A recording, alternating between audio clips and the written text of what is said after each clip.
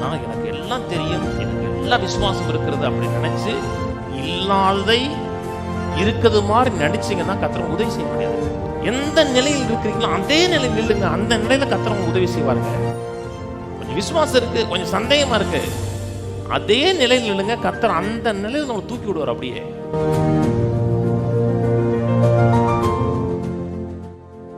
இஸ்ரவேல் மக்களை கர்த்தர் வெளியே கொண்டு வரார் இல்லையா?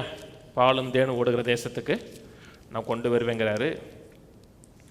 ஒரு 12 பேரை வேவு பார்க்க அனுப்புகிறாரு. 10 பேர் முடியாதுங்கிறான், 2 பேர் ஈஸியாக முடியுங்கிறான். கர்த்தர் கூட இருக்கிறாரு, கர்த்தரால் கூடுங்கிறான். இம்பாசிபிள் நினச்சவனுக்கு இம்பாசிபிளாகி போச்சு. அவன் என்ன சொன்னான்னா, நம்ம இந்த தேசத்தை சுதந்திரிக்க முடியாது, கர்த்தர் நம்ம கொள்றதுக்காக கொண்டு வந்தார் அப்படின்னு சொன்னோன்னே கர்த்தர் சொன்னார், நீங்கள் பிள்ளைகள்லாம் கொள்ளையாவான்னீங்க, கொள்ளையாவார்கள்னு சொன்ன பிள்ளைகள் தேசத்துக்கு போவாங்க. 10 முறை என்னை பரிச்சை பார்த்துட்டீங்க, வனாந்திரத்தை செத்து போவோன்னு சொன்னீங்க. நீங்கள் சொன்னது மாதிரியே அத்தனை பேருடைய சவங்களும் வனாந்திரத்தில் விழுகும், நீங்கள் திரும்பி போங்கன்னு சொன்ன உடனே 30 லட்சம் மக்கள் சொல்கிறான், இல்லை நாங்கள் போகிறோம், தப்பு பண்ணிட்டோம், இப்போ நாங்கள் எளிதாக சுதந்திரிக்க முடியும், நாங்கள் அடிச்சிருவோம் அப்படின்னு யுத்தத்துக்கு புறப்படுறான். அப்போ கர்த்தர் சொன்னார், போகாத, யூட்டன் எடுங்கிறார். இப்போ என்ன சொல்கிறான், போகிறோம் ஜெயிச்சிருவோங்கிறான். அதுதான் கர்த்தர் சொல்கிறாரு, நீங்கள் திரும்பி போங்கிறார். அப்பொழுது நீங்கள் எனக்கு பிரதியுத்தரமாக, இதில் என்னாகும் 14 இருக்கிறத இங்கே மோசே சொல்கிறார். அப்பொழுது நீங்கள் எனக்கு பிரதியுத்தரமாக, கர்த்தருக்கு விரோதமாக பாவம் செய்தோம், நம்முடைய தெய்வனாய் கர்த்தர் எங்களுக்கு கட்டளையிட்டபடியெல்லாம் நாங்கள் போய் யுத்தம் பண்ணுவோம் என்று சொல்லி நீங்கள் யாவரும் உங்கள் ஆயுதங்களை தரித்து கொண்டு மலையின் மேலே ஏற பேசுகிறாங்க. தப்பு பண்ணிட்டோம், கர்த்தர் கட்டளையிட்டபடியெல்லாம் நாங்கள் போய் யுத்தம் பண்ணுவோம் என்று சொல்லி நீங்கள் யாவரும் உங்கள் ஆயுதங்களை தரித்து கொண்டு மலையின் மேல் ஏற ஆயத்தமாயிருந்தீர்கள். அப்போ கர்த்தர் என்னை பார்த்து, நீங்கள் உங்கள் சத்துருக்கு முன்பாக முறிந்து போகாதபடிக்கு போகாமலும் யுத்தம் பண்ணாலும் இருப்பீர்களாக, நான் உங்கள் நடுவே இரேன் என்று அவர்களுக்கு சொல் என்றார்.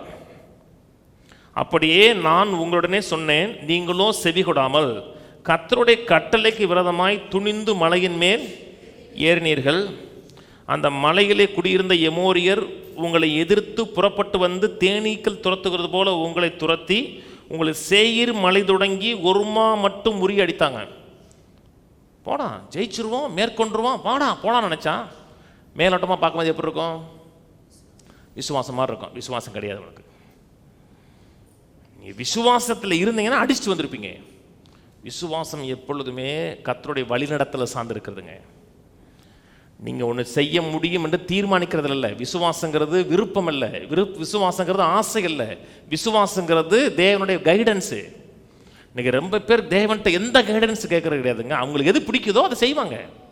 4 பேருக்கு முன்னாடி இதை என்னால் செய்ய முடியுங்கிற மாதிரி காமிப்பாங்க. மேலோட்டமாக பார்க்கும்போது எப்படி இருக்கும்னா, செஞ்சிருவார் இருக்க. கர்த்தர் சொன்னாரா? கர்த்தர் சொல்லலைன்னா விசுவாசம் எப்பொழுதுமே ஆவியானுடைய வழிநடத்தலை சார்ந்திருக்குதுங்க.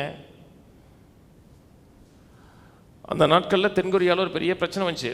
முன்னோட ஒரு பிரசங்கத்தில் சொல்லியிருக்கேன்.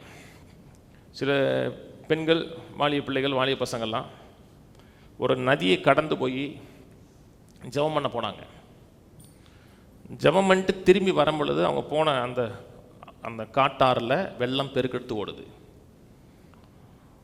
ஜெபம் பண்ணிட்டு வந்திருக்காங்க இல்லையா, ஒரு 3 மணி நேரம் 4 மணி நேரம் ஜெபம் பண்ணோன்னா அந்த உற்சாகம் இருக்கும் இல்லையா. பேதுரு நடந்தது மாதிரி நடந்துருவோன்னு இறங்கியிருக்காங்க. அத்தனை பேரும் போயிட்டாங்க. ஒரு சில அவங்க மட்டும் போனாங்க. அங்கே என்ன சொன்னபோது அப்போ பெரிய சந்தேகம் வந்துச்சு விசுவாசத்தை பற்றி. விசுவாசத்தில் தான் இறங்கினாங்க. அது விசுவாசம் இல்லை, அது பிரிட்டன் பண்ணுறது. கர்த்தர் சொன்னாரா? பேதுருவை பார்த்து கர்த்தர் சொன்னார். உங்களை பார்த்து சொன்னாரா? நீங்கள் சொல்லாத எதையும் செஞ்சீங்கன்னா அது பார்க்க விசுவாசமாக இருக்கும், ஆனால் அது ஜென்யூன் கிடையாது. அது பிரிட்டன் பண்ணுறது, விசுவாசம் இருக்கிற மாதிரி நடிக்கிறது. அப்போ என்ன செய்யணும்? கேட்கணும், கர்த்தர்ட்ட சமூகத்தில் கேட்கணும், வசனம் கேட்கணும். இந்த அப்பனுடைய விசுவாசம் ஜென்யூனுங்க. கண்ணீர் விட்டு கதறி விசுவாசிக்கிறேன், என் அவிசுவாசம் நீங்கள் எனக்கு ஜென்யூன் சத்தமாக சொல்கிறான். எத்தனை பேர் கேட்பாங்க, அதை பற்றிலாம் அவனுக்கு பிரச்சனை இல்லை. நைஸா எனக்கு விசுவாசம் இருக்கு, அவிசுவாசம் நீங்கள் உதவி செய்யுங்க அப்படி சொல்லலை. நம்ம மக்கள் என்ன, நம்முடைய காரியம் யாருக்கும் தெரிஞ்சிடக்கூடாது. இது யார்கிட்டையும் சொல்லிடாதீங்க. ஏன் பொண்ணு கொடுக்க மாட்டாங்களா? யாருக்கும் தெரிஞ்சிடக்கூடாது. இவங்க சத்தமா சொல்றாங்க, உறக்க சத்தமா சொல்றான். கர்த்தர் யாருக்கும் உதவி செய்வார். தாழ்மை உள்ளவனுக்கு கர்த்தர் கிருபை கொடுக்கிறார். பெருமை உள்ளவனுக்கு கர்த்தர் எதிர்த்து நிற்கிறார். நான் எனக்கு எல்லாம் தெரியும், எனக்கு எல்லா விசுவாசம் இருக்கிறது அப்படி நினைச்சு இல்லாததை இருக்கிறது மாதிரி நடிச்சிங்கன்னா கர்த்தர் உதவி செய்ய முடியாதுங்க. எந்த நிலையில் இருக்கிறீங்களோ அதே நிலையில் நில்லுங்க. அந்த நிலையில் கர்த்தர் உங்களுக்கு உதவி செய்வாருங்க. கொஞ்சம் விசுவாசம் இருக்கு, கொஞ்சம் சந்தேகமா இருக்கு, அதே நிலையில் நில்லுங்க. கர்த்தர் அந்த நிலையில் நம்மளை தூக்கி விடுவார். அப்படியே நடிச்சிங்கன்னா உங்க, அதாவது இல்லாத இருக்கிற மாதிரி நடிச்சிங்கன்னா நடிப்பு கர்த்தர் உதவி செய்ய முடியாது. நான் சொன்னது புரியுதுங்களா? ஜென்யூன்னஸ்க்கு மட்டும் தான் கர்த்தர் உதவி செய்வாருங்க. ரியாலிட்டியை ஃபேஸ் பண்ணுங்க. முடியலையா? ஆண்டவர் கொஞ்சம் முடியல சொல்லி பாருங்க, கர்த்தர் கரம் கூட தூக்குவார் உங்களை. ஆனால் முடியுமாறு நடிச்சிங்கன்னா தூக்க முடியாது. தாழ்மையில் ஒன்று கர்த்தர் கிருபை கொடுக்குறார். கிருபை என்ன செய்யும்? எது முடியாதுன்னு நினைக்கிறீங்க அது முடிய வைக்கும். சுகமாக்க முடியும், அற்புதங்கள் நடக்க முடியும், பிணியாளில் ரட்சிக்க முடியும். எது இம்பாசிபிள் நினைக்கிறீங்களோ அத்தனையும் பாசிபிள்.